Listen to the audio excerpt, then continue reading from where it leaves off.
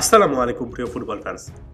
বিশ্বকাপের রেজাল্টটা শেষ পর্যন্ত ফ্রান্সের পক্ষে আসুক কিংবা না আসুক, একটা জিনিস আপনার মেনে নিতেই হবে, সেটা হচ্ছে গত ৬-৭ বছরের ফুটবল যদি আপনি বিশ্লেষণ করেন, আন্তর্জাতিক ফুটবলের সফলতম দলটার নাম কিন্তু ফ্রান্স।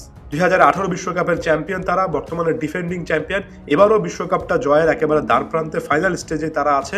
এর আগে সর্বশেষ উয়েফা নেশনস লিগের চ্যাম্পিয়নও তারা। শুধুমাত্র ইউরোটা বাদ দিলে গত ৬-৭ বছর যতগুলো মেজর টুর্নামেন্ট হয়েছে, আপনি কিন্তু ফ্রান্সকে ফাইনালে বারবার খুঁজে পাবেন। এত কিছুর পর নিঃসন্দেহে বলা যায়, গত অর্ধ যুগে যদি কোনো একটা দেশ আন্তর্জাতিক ফুটবলে রীতিমতো ডমিনেট করেছে, সে দেশটার নাম হবে ফ্রান্স। এবং আজকের এই ভিডিওতে ফ্রান্সের এই ডমিনেশনের পেছনে কারণগুলো আমি একটু খোঁজার চেষ্টা করব। তবে শুরুতেই বলে দিচ্ছি, এখানে আর্জেন্টিনার সঙ্গে কোনো কম্পেয়ার করছি না, বিশ্ব ফুটবলে ফ্রান্সের এই লাগাতার সাফল্যের পেছনে কারণগুলো খোঁজার চেষ্টা করলাম মাত্র। প্রথমত যে কারণটা দেখাতে হবে বা বলতে হবে, সেটা হচ্ছে ফ্রান্সের সিস্টেম, ফুটবল সিস্টেম এবং তাদের ইউথ একাডেমি। ফ্রান্স এমন একটা দেশ যারা কিনা গত এক দশকে ফুটবলে সত্যিকার অর্থে বিশাল পরিমাণ ইনভেস্ট করেছে এবং ইউথ একাডেমি থেকে একের পর এক ট্যালেন্ট কিন্তু বের হয়ে আসছে। প্রায় প্রতিটা মেজর টুর্নামেন্টে আমরা দেখছি সিনিয়র প্লেয়ারদের পাশাপাশি জুনিয়র হিসেবে যারা খেলছেন, ইয়াংদের মধ্যে যারা খেলছেন, তারা ভালো করছেন। এবং তাদের বর্তমানে পাইপলাইনটার দিকে যদি তাকান, একের পর এক ট্যালেন্ট কিন্তু ফ্রান্সের ইউথ একাডেমি ক্লাবগুলো থেকে বের হয়ে আসছে। এবং আমি এর আগের ভিডিওতে বলেছি, এখনো বলছি, যে ফ্রান্সের ফুটবলকে, যে ফ্রেঞ্চ লিগটাকে ব্রিটিশরা কিংবা ইংলিশ মিডিয়া রীতিমতো ফান করে মক করে ফার্মার্স লিগ বলতো, সেই ফার্মার্স লিগ থেকে একের পর এক ট্যালেন্ট বের হয়ে আসছে, যারা ইউরোপের বড় বড় লিগ বা ক্লাবে খেলছেন এবং বিশ্বকাপের ফাইনাল স্টেজ পর্যন্ত চলে যাচ্ছেন। একটা কথা একেবারে ক্লিয়ার, ফ্রেঞ্চ ফুটবলকে আপনার মুহূর্তে টপ ক্লাস ফুটবল হিসেবে অ্যাকনলেজ করতেই হবে, না করলে আপনার ফুটবল জ্ঞান নিয়ে এখন প্রশ্নের যথেষ্ট সুযোগ আছে। বর্তমান বিশ্বকাপ স্কোয়াডের দলটার কথাই ধরুন, করিম বেনজেমা আসতে পারেননি, এনগোলো কান্তে, পল পগবা, যারা কিনা ২০১৮ বিশ্বকাপের নেপথ্যে মূল কারিগর ছিলেন, তাদেরকে ফ্রান্স পায়নি।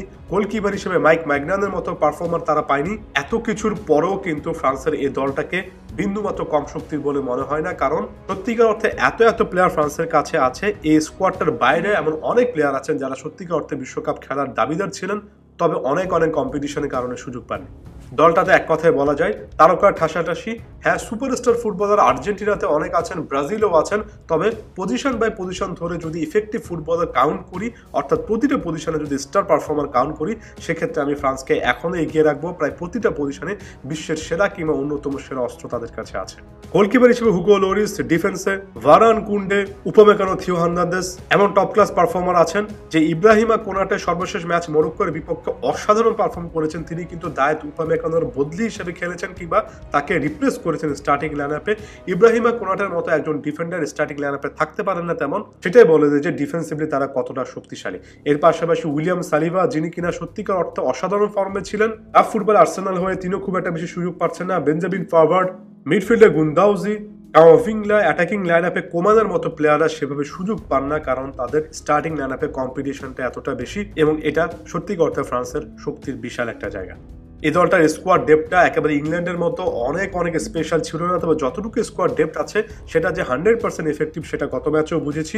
আদ্রিয়ান রাবিওট বিশ্বকাপে পুরো ম্যাচ জুড়ে বা বিশ্বকাপে পুরো টুর্নামেন্ট জুড়ে অসাধারণ ফুটবল খেলেছেন, তবে আদ্রিয়ান রাবিওটকে রিপ্লেস করে যে ইউসেফ ফোফানা এসেছেন, সে মোনাকো থেকে এসেছেন, যে ক্লাবটা এর আগে কিলিয়ান এমবাপে, অগেরিয়া চুয়েমেনির মতো ট্যালেন্ট তৈরি করেছে এবং ট্যালেন্ট তৈরি করে যাচ্ছে। সেই ইউসেফ ফোফানাও কিন্তু এক কথায় অসাধারণ পারফরমেন্স দিয়েছেন মিডফিল্ডে। তিনিও যে একজন বিস্ট মিডফিল্ডার, এটার প্রমাণ তিনি মরক্কোর বিপক্ষে ম্যাচেও রেখেছেন। খুব কম দলই আপনি বিশ্ব ফুটবলে খুঁজে পাবেন যেখানে দুই উইংয়ে ওসমান দেম্বেলে এবং কিলিয়ান এমবাপের মতো এত সিরিয়াস থ্রেট আছে, তাদেরকে রিপ্লেস করার মতো আবার কিংসলে কোম্যানের মতো প্লেয়ার আছেন। ক্রিস্টোফার এনকুনকু বিশ্বকাপে ইনজুরি কারণে শেষ পর্যন্ত খেলতে পারেননি, তিনি থাকলে শক্তিটা আরো বাড়তো।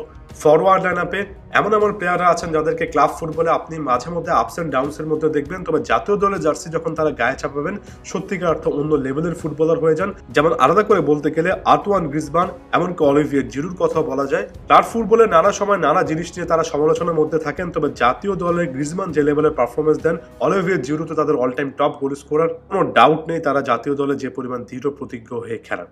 এরপর এই দলটার কোচের কথায় আসি, দিদিয়ের দেশম, যিনি কিনা ফ্রান্সের হয়ে 1998 সালে বিশ্বকাপ দলের ক্যাপ্টেনই ছিলেন।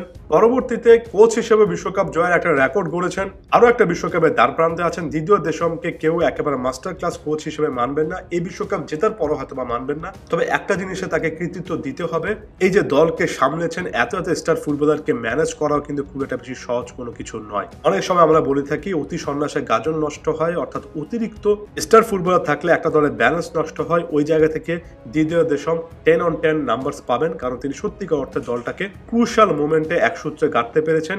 এই বিশ্বকাপ শুরু করার আগে ফ্রান্স ফুটবল চলতি উয়েফা নেশনস লিগে একেবারে ভালো ফুটবল খেলছিল না, এবং ওই জায়গা থেকে দেশম যেভাবে বড় টুর্নামেন্টের আগে আরো একবার দলটাকে ম্যানেজ করেছেন সেটাকেও কিন্তু সাধুবাদ জানাতে হবে। সব মিলিয়ে একটা কথা স্পষ্টত বলতে চাই, বিশ্ব ফুটবলে ফ্রেঞ্চদের একটা ডমিনেশন চলছে। বিশ্বকাপ ফাইনাল হারলেও ফ্রান্সের গত অর্ধযুগের অন্যতম সেরা কিংবা অনেকের চোখে ট্যালেন্ট জেনারেশন করার দিক থেকে সেরা ফুটবল নেশন, সে জিনিসটা মেনে নিতে হবে, এবং আজকের এই ভিডিওতে সেটা অ্যাকনলেজ করার চেষ্টা করব।